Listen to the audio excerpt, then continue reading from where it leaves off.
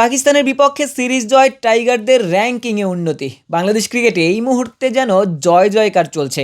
মুস্তাফিজ গোটা বিশ্বের সেরা 10 টি-20 বোলারদের একজন। শেখ মেহেদী 20-এর মধ্যে ঢুকে গেছেন, বাকিরাও উন্নতি করেছেন।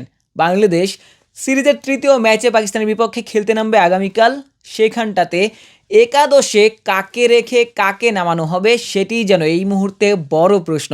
টিম ম্যানেজমেন্ট মধুর একটা সমস্যাতেই হয়তোবা পড়েছে, কারণ পেস বোলাররা, বিশেষ করে পেস বোলিং ডিপার্টমেন্টে একজন আরেকজনকে ছাড়িয়ে যাওয়ার খেলায় মেতেছেন। 3 পেসার খেলেছিলেন শেষ ম্যাচে।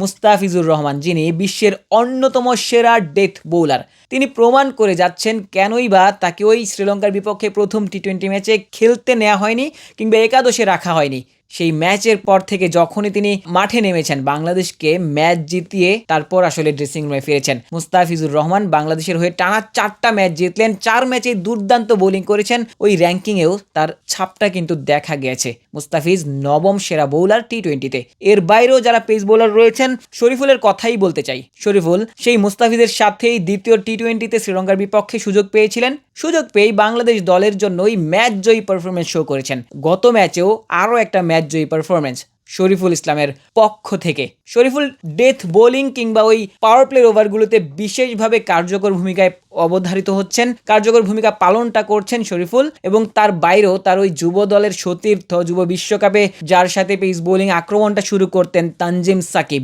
তার কথাও আসলে না বললে নয়। তানজিম সাকিব এই মুহূর্তে পারফেক্ট একজন অলরাউন্ডার। বাংলাদেশ দলের জন্য ব্যাট কিংবা বলে 2 বিভাগেই তিনি অবদান রাখছেন দলের জয়ে। তানজিম সাকিব গত ম্যাচেই কি দুর্দান্ত বোলিং করেছেন। শুরুর ওভারেই 2টা উইকেট, 2টা আনপ্লেয়েবল ডেলিভারি, ব্যাক অফ গুডল্যান্ড থেকে যেই বলগুলো লাফিয়ে উঠেছিল, ব্যাটারদের আসলে খুব বেশি কিছুই করার ছিল না, নিজেরা আসলে অসহায় আত্মসমর্পণ করেছিলেন।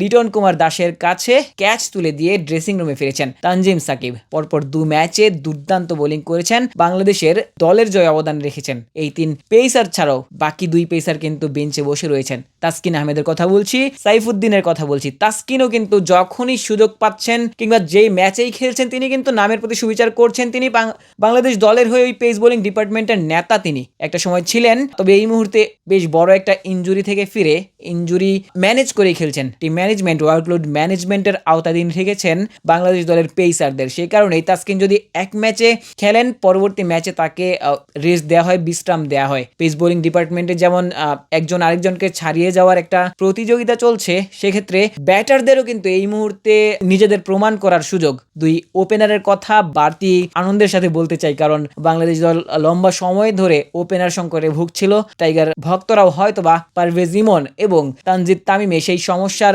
সমাধান খুঁজে পেয়েছেন। টিম ম্যানেজমেন্টও আসলে সমাধান খুঁজে পেয়েছেন। এই 2 ক্রিকেটার যেন একজন আরেকজনকে ছাড়িয়ে যাওয়ার খেলায় মেতেছেন। একজন যদি ব্যর্থ হন, আরেকজন আসলে দায়িত্ব নিয়ে বাংলাদেশের ইনিংসটাকে এগিয়ে নিয়ে যান, বাংলাদেশ দলের হয়ে অবদান রাখছেন। এবং তেমনটা কিন্তু দেখা গেছে গত 2 সিরিজ জুড়েই। তারপর যারা ব্যাটিং করছেন, যদি আসলে ওপেনার কিংবা টপ অর্ডাররা ব্যর্থ হন, তারা কিন্তু আসলে মিডল অর্ডারে হালটা ধরছেন। একদিন তাওহিদ হৃদয়, আরও একদিন জাকির আলী অনেক, কিংবা ওই শেখ মেহেদীও যখন সুযোগ পাচ্ছেন তখন কাজে লাগাচ্ছেন। কিংবা শামীম পাটোয়ারির কথাও বলতে হয়, যদিও বা এই সিরিজে এখনো পর্যন্ত শামীমের সেরাটা হয়তোবা দেখেনি দর্শক, হয়তোবা সিরিজের শেষ ম্যাচেই দেখা যেতে পারে। বাংলাদেশ দল শেষ ম্যাচে হয়তোবা ওই উইকেটের সহায়তা নিয়ে নয়, যদিও বা উইকেটের সহায়তা পাকিস্তান নিতে পারেনি, তারা উইকেটকেই দোষ ছিল।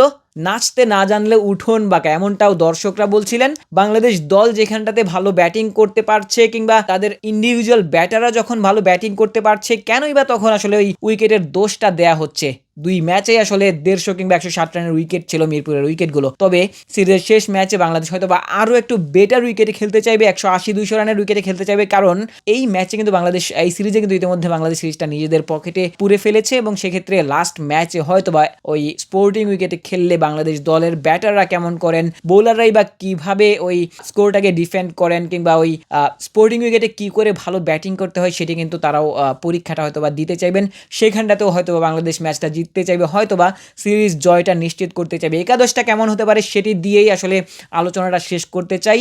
একাদশে 2 ওপেনার হয়তোবা তানজিদ তামিম ফিরতে পারেন একাদশে। নাইম শেখকে সুযোগ দেওয়া হয়েছিল, তিনি সেই সুযোগটা কাজে লাগাতে পারেননি। পারভেজ ইমন এবং তানজিদ তামিম বাংলাদেশ দলের 2 ওপেনার আগামীকালকের ম্যাচে হয়তোবা শুরু করতে চলেছেন। লিটন কুমার দাস 3 নম্বর পজিশনে খেলবেন, 4 নম্বর পজিশনে যথারীতি তাওহিদ হৃদয় এবং 5-এ খেলতে পারেন জাকির আলী অনেক। 6 নম্বর পজিশনটা শামীম পাটোয়ারির, 7 নম্বরে শেখ মেহেদী হয়তোবা তার পজিশনটা 6-5-এও দেখা যেতে পারে যদি ওই টপ অর্ডার ব্যাটারদের পারফরমেন্সের উপর ভিত্তি করে। 8-এ রিশাদ হোসেন এবং বাকি 3 জন পেস বোলিং ডিপার্টমেন্টে তাসকিন আহমেদ হয়তোবা ফিরতে পারেন তানজিম সাকিবের সাথে এবং মুস্তাফিজুর রহমানের সাথে। শরীফুল এত দুর্দান্ত বোলিং করার পরও তাকে হয়তোবা একাদশের বাইরে থাকতে হতে পারে যদি না তাসকিনকে আরও একবার বিশ্রাম দেয়া হয়।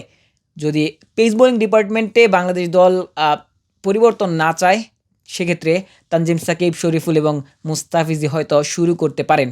বাংলাদেশ দলের জন্য এই ম্যাচে একাদশে আরও কিছু পরিবর্তন আনার সুযোগ রয়েছে। যারা আসলে ওই একাদশের বাইরে রয়েছেন তাদেরকে ওই পরীক্ষা নিরীক্ষা করার একটা ব্যাপার হয়তোবা টিম ম্যানেজমেন্ট করতে চাইবে, কারণ সামনেই রয়েছে এশিয়া কাপ এবং সেই এশিয়া কাপের আগে প্রপার একটা দল বাংলাদেশ দল যেন খুঁজে পায়, প্রপার একটা একাদশ বেস্ট 11 যেন বাংলাদেশ দল খুঁজে পায়, সেটি হয়তো বা টিম ম্যানেজমেন্ট নিশ্চিত করতে চাইবে। তবে টাইগার ভক্তদের জন্য বাংলাদেশ দল এই ম্যাচটা জিতে সিরিজে 3-0-তে এগিয়ে যেতে চাইবে, পাকিস্তান দলকে হোয়াইট ওয়াশ করতে চাইবে এবং এই মুহূর্তে যখন টাইগার ভক্তরা দলের উপর আস্থা রাখছেন সেখানটাতে বাংলাদেশ দল হয়তোবা শেষ ম্যাচটা জয় দিয়েই সিরিজটা শেষ করতে চাইবে। আশিক সারোয়ার, নিউজ 24।